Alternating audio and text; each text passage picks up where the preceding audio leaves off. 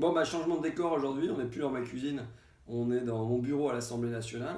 C'est là où je vis et aussi là où je dors parce que c'est ma grande découverte quand même, c'est mon truc super. C'est que regardez, j'ai un lit placard, hop, bonsoir au Japon. Et ça, je trouve ça magnifique. C'est mon grand truc avec le jus de pamplemousse de la buvette. C'est ma grande découverte de l'Assemblée nationale. Donc voilà, donc écoutez, là, ce sur quoi j'ai bossé ce week-end, c'est sur la loi de moralisation qui s'est appelée loi de confiance, qui je crois peut-être encore en train de changer de nom, mais à peine on est rentré pour vous expliquer un peu le boulot que on avait un papier vert qui nous donnait l'ordre du jour de l'Assemblée nationale et hier matin il y avait un truc sur les finances, hier après-midi c'était sur l'environnement, aujourd'hui c'est sur la santé. Donc, et je ne sais pas comment on peut faire pour suivre tous les projets de loi en même temps et pour voter avec pertinence ou intervenir avec intelligence sur des dossiers dont on va choper le projet de loi à l'entrée de l'hémicycle. Enfin voilà comment ça se passe. Donc pour vous prévenir. Donc hier j'étais absent de l'hémicycle parce que j'ai fait le choix de ne pas aller voter des trucs que je ne comprenais pas, donc j'avais pas les textes. Et en revanche, je me suis appliqué à préparer un 4 pages pour la rentrée sur la loi travail qui sera distribué à tous les électeurs de ma circonscription et peut-être ailleurs. Donc voilà, c'est pour vous dire, des fois quand on n'est pas dans l'hémicycle, on est plus utile ailleurs et je pense que été plus utile comme ça. Maintenant, on a quand même vachement bossé ce week-end sur la loi de moralisation de la vie publique. Quelle est notre utilité là? Je vais vous dire les amendements que j'ai déposés. Alors, c'est pareil, je vais vous montrer à quoi ça ressemble, les feuilles avec les amendements. Là, vous avez le texte du projet de loi. Là, vous avez la proposition d'amendement. Là, vous avez l'exposé de pourquoi vous voulez faire ça. Et puis là, c'est pour expliquer un peu aux copains qui interviendraient à l'Assemblée nationale éventuellement à votre place, qu'est-ce qu'il faut dire. Alors, c'est l'énorme boulot, je trouve. Il est réalisé par un gars que vous ne voyez pas ici, mais qui s'appelle Arnaud.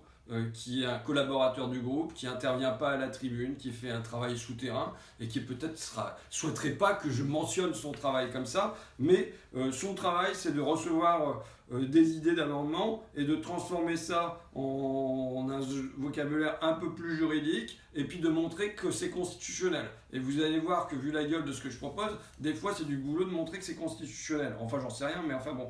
Donc quelle est la fonction qu'on remplit là?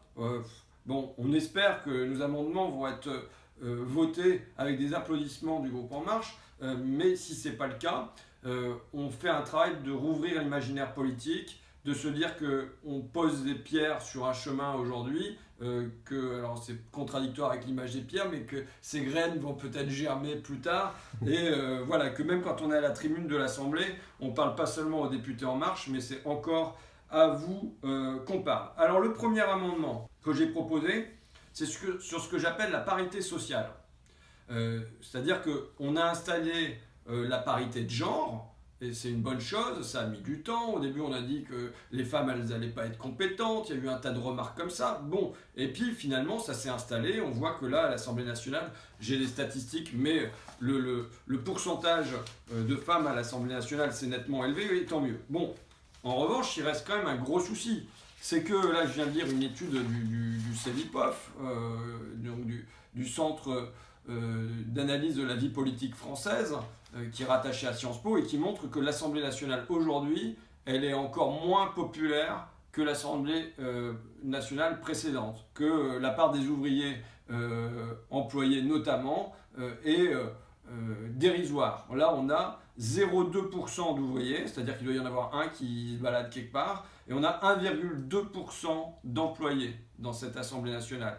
Et notamment le groupe En Marche, l'Assemblée socialement la plus homogène qui ait existé. Donc là, on a quand même un gros souci quand les classes majoritaires dans la vie, dans le pays, se retrouvent ultra minoritaires à l'Assemblée nationale. Et je pense que c'est un mal qu'on doit combattre. Alors je ne me prétends pas mieux que les autres. Hein. Moi, je suis un journaliste, c'est-à-dire profession intellectuelle. Ça ne relève pas le niveau des classes populaires à l'Assemblée nationale. Maintenant, la différence, c'est que je pense que quand on est sur une pente, on doit connaître la pente sur laquelle on se trouve pour mieux la combattre. Et à mon avis, par exemple, le texte sur la loi travail aurait pas été voté de la même manière s'il y avait eu un peu moins de managers, de DRH et ainsi de suite dans l'hémicycle, et un peu plus de gens qui avaient concrètement à travailler en effet la nuit ou le dimanche à la caisse des supermarchés, dans les usines, qui savaient comment ça se passe. Je pense que la sensibilité aurait été différente. Donc quelle est ma proposition face à ça? Eh ben, c'est de dire que voilà, on a 22% d'employés dans la population active. Eh ben, je propose qu'il y ait une obligation pour les partis de présenter au moins la moitié, 11% de candidats employés sur les listes. Vous voyez, je ne suis pas maximaliste. On a 22%, on peut admettre qu'il n'y en ait que 50% en moins. Il faut voir qu'en plus, comme ils vont être dominés dans leur parti et puis tout ça, ils vont se retrouver dans des endroits où ils seront inéligibles. Donc, si ça se trouve, ces 11% vont se traduire peut-être à un maximum de 5% d'élus à l'arrivée. Mais simplement, déjà, si jamais on arrivait à 5% d'élus employés, on serait déjà 5 fois au-dessus de ce qui arrive aujourd'hui. Donc voilà un peu la démarche, c'est de dire, voilà, il faut aller de manière contrainte vers cette parité sociale. L'idéal, ça serait que ça ne se fasse pas de manière contrainte. C'est que ça se fasse naturellement, que les ouvriers, les employés, les chômeurs, les artisans, tout le monde prenne naturellement part à la vie politique au sein des partis, qui grimpent les échelons, qu'ils en deviennent cadres, que naturellement ils se retrouvent en position d'être candidats, que voilà, dans des bonnes circonscriptions et tout ça. Ça ne se passe pas comme ça, il y a un énorme blocage manifestement. Donc qu'est-ce que je propose? Je propose une contrainte, de la même manière qu'avec la parité de genre, on a installé une contrainte pour que les femmes soient représentées. Et on considère plutôt aujourd'hui que c'est une bonne chose. Donc voilà, je veux ma première loi, alors c'est largement détaillé, peut-être qu'on mettra le détail sur ma page Facebook, d'exposer des motifs, de pourquoi c'est constitutionnel, pourquoi ça contribue à renforcer le lien social. Bon, mais voilà l'idée, la parité sociale, c'est la première chose. Et je vais aller chercher un verre d'eau ou une canette de coca. Parce que en plus, on a un frigo, tu vois.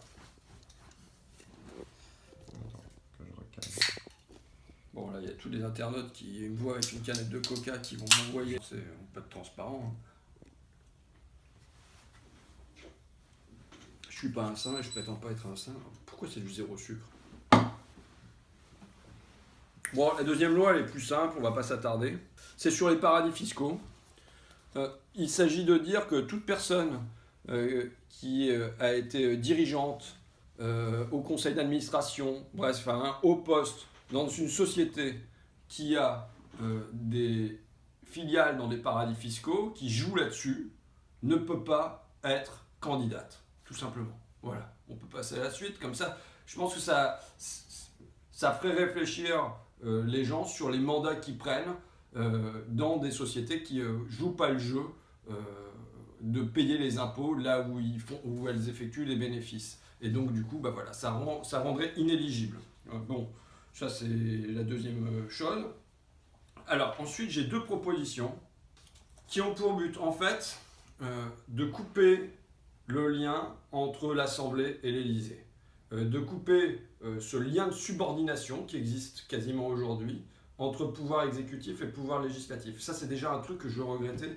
Je veux dire, là, je constate, j'ai le nez dessus, je le vois tous les jours, comment il y a ça relève de l'ordre ou de la discipline, et ainsi de suite, mais comment il y a une soumission du Parlement au président. Bon, mais ça se voyait déjà avant. Hollande, par exemple, il a fait tout le contraire de ce qu'il avait promis. Bon, il y a eu quelques frondeurs, mais dans l'ensemble, je ne pense pas que si on avait demandé aux députés socialistes de voter en leur âme et conscience, ils avaient une grande envie de faire le crédit impôt compétitivité emploi, ou de faire le pacte de stabilité, ou d'accepter le traité Sarkozy-Merkel dont on avait dit quelques mois auparavant que jamais on signerait ce machin. Je pense que les députés socialistes, en leur âme et conscience, ils n'auraient pas souhaité ça. Maintenant, il y a des choses qui ont joué, c'est la discipline de groupe, c'est ce rapport avec la présidence de la République, c'est la peur de perdre sa circonscription, il y a des tas de choses comme ça qui ont joué. Donc j'ai deux propositions. Une première proposition qui est de l'ordre du calendrier. C'est-à-dire, on ne peut pas tenir une élection législative un an avant ou un an après une élection présidentielle. On déconnecte les deux. Voilà. Ce qui fait qu'il n'y a plus une automaticité de la traduction de ah bah on a voté pour le président, donc hop, on vote pour les candidats du président. Voilà, ça c'est la première chose. La deuxième solution, si on n'est pas d'accord avec ça, c'est de dire bon bah au contraire, on fait les deux le même jour. Pourquoi ? Parce qu'à ce moment-là, il y a une espèce de vote à l'aveugle. Le même jour, on aurait été voté à la présidentielle pour, pour Macron, mais aussi pour Mélenchon, pour Marine Le Pen, pour Fillon. Et la traduction dans les urnes, elle aurait été bien différente que quand ça se passe un mois après, et boum, le vainqueur ramasse la mise, en gros, aujourd'hui. Donc voilà, ça c'est mes trucs. Après, j'ai quelque chose d'un peu plus radical. C'est que chaque fois qu'un député est tensé par un chef de parti ou par un membre de l'exécutif parce que il a voté en son âme et conscience et qu'il n'a pas respecté les consignes, eh bien en fait, donner des ordres, menacer et tout ça serait passible de sanctions pénales. Donc pour bien dire que voilà, le député peut voter de manière individuelle sans qu'on lui fasse des reproches derrière. Et si on lui fait des menaces, si on lui dit attention, t'as circo, machin, ceci, cela, et ben, boum, il peut y avoir des sanctions pénales à ça. Alors Arnaud, il a chiffré ça, 3 ans d'emprisonnement, 45 000 € d'amende, la menace verbale, l'atteinte aux personnes ou aux biens qui vise à intimider ou à dissuader tout membre du Parlement. Ben voilà, tu vois. Donc il est allé chercher dans la Constitution ce qui pouvait justifier de ça. Je vous remercie. Alors ensuite, c'est l'amendement Vie ma vie. C'est l'émission de TF1, je ne sais pas si tu as regardé ça.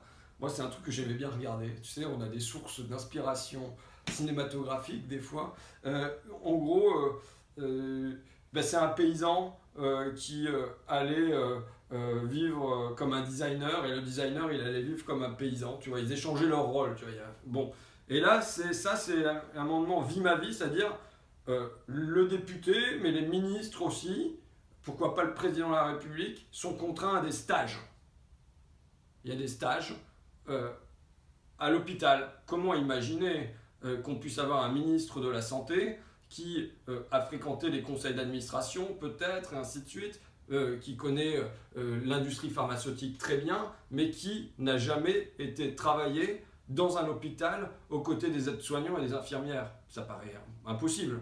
Donc je pense que ça serait bien d'avoir des stages comme ça, tous les ans, une période de stage pour tout le monde. Ça éviterait aussi l'effet, ce que j'appelle Potemkin, tu sais, c'est le ministre de Catherine II de Russie qui, avant le passage de l'impératrice, faisait mettre des façades devant les maisons pour faire croire que la Russie se portait bien. Mais aujourd'hui, on vit dans le même monde. On sait très bien que quand un ministre du Travail va visiter un pôle emploi, tout est refait. On crée une fiction à destination du ministre. Puis ensuite, on a des vigiles qui surveillent bien que personne ne viendra importuner le ministre, à lui apporter ne serait-ce qu'un petit bout de lorgnette vers la vie réelle, que tout sera bien mesuré, chronométré, millimétré, et ainsi de suite. Bon, à la place de ça, il faut au contraire souhaiter que les ministres, les parlementaires, le président de la République, et ainsi de suite, soient plongés dans le bain du réel, régulièrement. Et qu'ils sachent, ils voient ce que ça signifie quand on appelle ça réduction de déficit, qu'ils voient ce que ça signifie dans une maison de retraite, qu'ils voient ce que ça signifie dans un hôpital, qu'ils voient ce que ça signifie un petit peu partout, quoi. Donc voilà, et ça, je pense que c'est d'autant plus nécessaire aujourd'hui qu'on va voir que Macron propose 2 réformes. Bon, il y a déjà la fin du cumul des mandats, mais il va y avoir la proportionnelle. On peut être pour les deux, et je serais plutôt pour.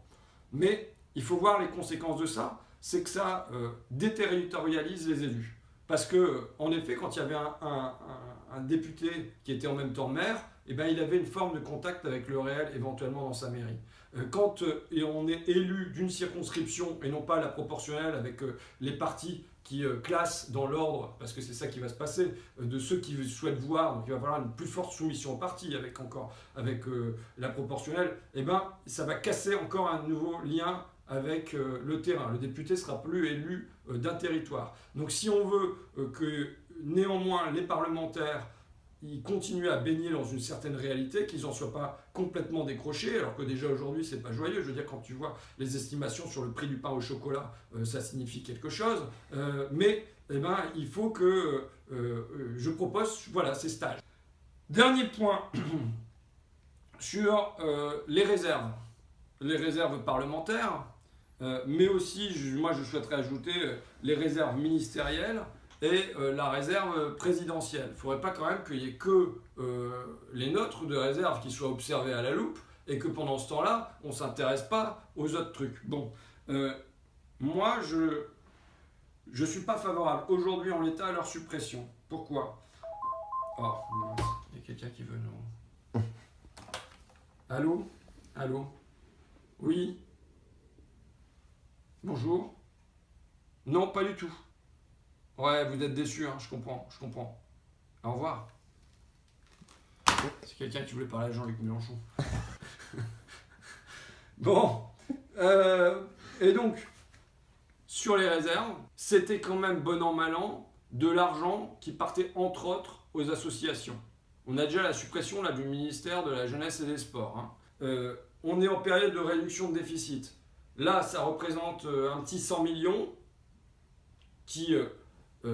avec tout le clientélisme que je refuse, mais qui quand même allait vers les territoires, vers le local, quoi. Bon, j'ai pas envie que ces 100 millions-là ils soient supprimés et que juste ce qui se passe, c'est que ça va servir à la réduction des déficits.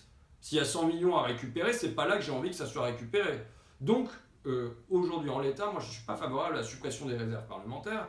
Moi, je suis favorable à ce qu'on a proposé, nous, dans le cadre de notre campagne, c'est-à-dire que cet argent-là soit géré par des jurys citoyens tirés au sort.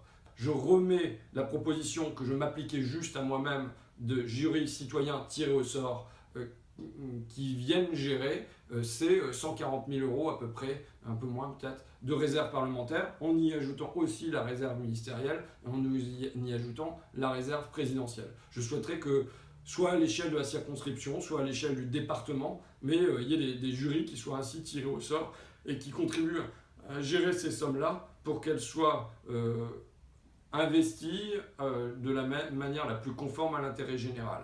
Donc voilà les amendements qu'on a bossé ce week-end. Donc ils doivent pour un certain nombre passer en commission. Il faut voir si le groupe il accepte tous les amendements ou bien s'il y en a que je défends à titre plus individuel.